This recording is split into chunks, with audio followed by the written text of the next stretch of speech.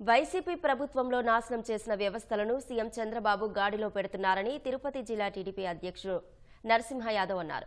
Visakha steel ప్లాంటును Jagan పట్టించుకున్న పాపాన పోలేదని ఆరోపించారు. పోలవరం, అమరావతి, విశాఖ కర్మాగారం కోసం కేంద్రం నుంచి నిధులు తీసుకువచ్చి రాష్ట్రాభివృద్ధికి కూటమి ప్రభుత్వం పూనుకుందన్నారు.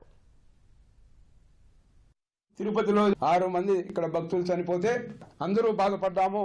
అన్ని పార్టీలు కూడా బాధపడ్డాయి. కానీ జగన్మోహన్ రెడ్డి కానీ వాళ్ళ యొక్క ఎమ్మెల్యేలు కానీ బాధ అనేది లేదు. వాళ్ళకి జరిగిన సంఘటన ఏం జరిగింది అన్ని బయట వస్తాయి.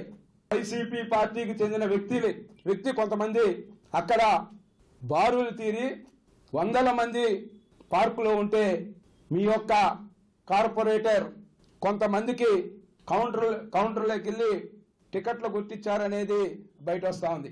ఇవన్నీ చూస్తే దీంట్లో అనుమానాలు ఉన్నాయి. అవి బహిర్గతమవుతాయని ప్రతినిత్యం కూడా తెలుగుదేశం పార్టీ పైన, చంద్రబాబు నాయుడు గారి పైన, పవన్ కళ్యాణ్ గారి పైన మాట్లాడడం కాదు. మీ కార్పొరేటర్లు అక్కడ భక్తులందరూ పార్కులో ఉంటే ఏ విధంగా టికెట్లు అక్కడ కొట్టించారు, అందువల్ల అది జరిగిందేమో అనే అనుమానాలు ఉన్నాయి. దానిపైన ఎంక్వైరీ కూడా జరుగుతూ ఉంది.